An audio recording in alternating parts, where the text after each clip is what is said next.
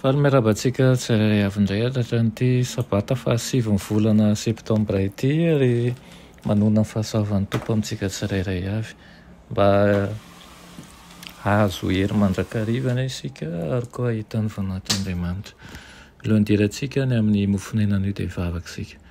Andriamanitra tsara indrindra mbola velom-pisaoranao izay mbola nomena ny fofinaina mahavelona izay taratry ny fitiavanao sy ny fahamasinanao ary ny fahalehibiazanao.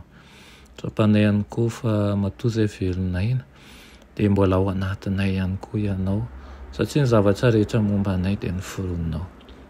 Mialany ilokay tompo mamindrafo aminay fa tsy mendrika anao izahay mangataka aminao mba hamela ny fahatsonay sy ny ilokay rehetra ary koa tazomy amin'ny tanam-pahasoavanao izahay mba tsy lavolefona ny amin'izao fiainana izao fa atsiaro mandrakariva fa ianao efa nanolo tena ho anay ka mendrika anao tokoa izay. Tonoina sy angatana amin'ny anaran'i Jesosy. Amen. Lohatenin'ny mofinainantsika androany dia manao hoe mpamafy avy any an-danitra.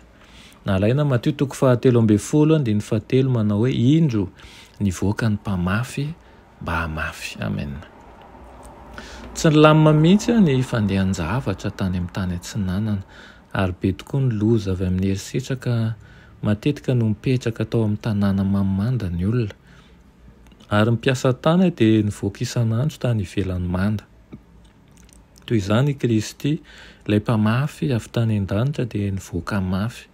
Nilaoza ny fiainana azo antoka sy feno fiadanana, nilaoza ny voninahitra izay niarahany nanana tamin'iray talohan'ny isian'izao tontolo izao dia nivoaka izy, lehilahy ory sy nalaim-panahy. Nivoaka irery izy namafy tamin-dranomaso, nanondraka tamin'ny rany ny voan'ny fiainana ho an'izao tontolo izao efa very. Ny mpanompony koa amin'ny fomba toy izany dia tsy maintsy nivoaka mafy. Rehefa antsoina ho tonga mpamafy ny voan'ny fahamarinana Abrahama dia nobaikony hoe mandehana miala amin'ny taninao sy ny havanao ary ny tranorainao akany amin'ny tany izay ho asehoko anao. Ka dia niainga izy nefa tsy fantany izay alehany. Dia toy izany koa tonga tamin'ny apôstôly Paoly raha nivavaka tao amin'ny tempolo tao Jerosalema niafatra avy amin'Andriamanitra. Mandehana fa izao aniraka anao handeha lavitra any amin'ny jentilisa hozy izy. Dia toy izany koa ireo izay antsoina iray amin'ny Kristy dia tsy maintsy mandao ny zavatra rehetra mba hanaraka azy. Mamafy ny teny ny mpamafy. Toy ny Kristy hamafy an'izao tontolo izao amin'ny fahamarinana hatramin'ny nahalavon'ny olona dia tsy nitsahatra Satana namafy ny fady soa-kevitra tamin'ny alalan'ny lainga no nahazahoany ny fen'ny olona voalohany ary toy izany ihany koa no mbola hiasany andresena ny fanjakan'Andriamanitra eto tany ka hitarihana ny olona ho eo ambany fahefana. Hatramin'ny nalavoan'ny olombelona dia Kristy ny mpanambara ny fahamarinana amin'izao tontolo izao. Amin'ny alalany no ampitaina amin'ny olona ilay voa tsy mety ho lo dia tenin'Andriamanitra izay velona sady maharitra mandrakizay. Tamin'ny teny fikasana voalohany natao tamin'ny razambentsika lavo tany Edena dia namafy ny vony filazantsara Kristy nefa mikasika indrindra ny fanompoana nampanaovina ny tenany manokana teo amin'ny olona sy mikasika ny asa izay naorina tamin'izany dia fanoharana momba ny mpamafy ity.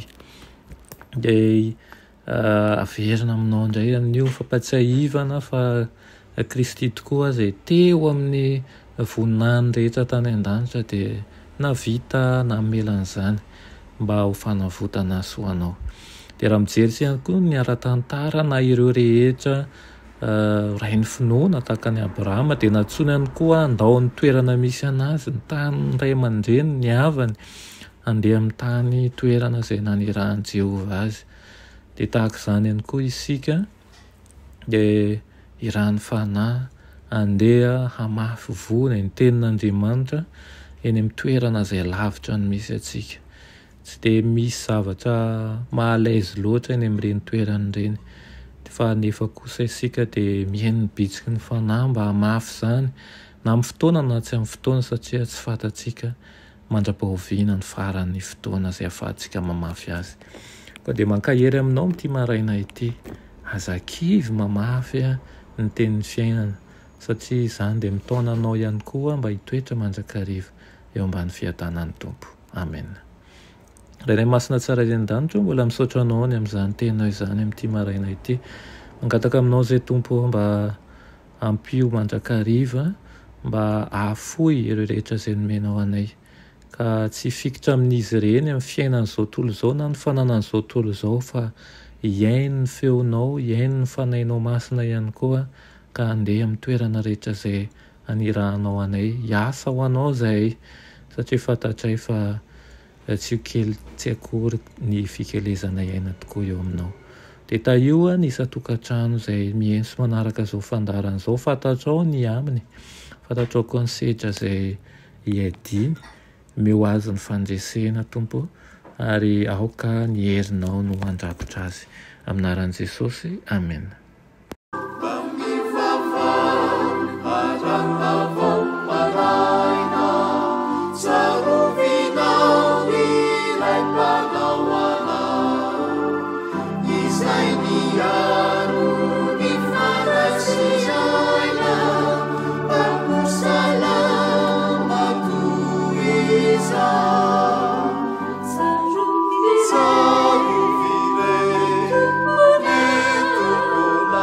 Sapiaro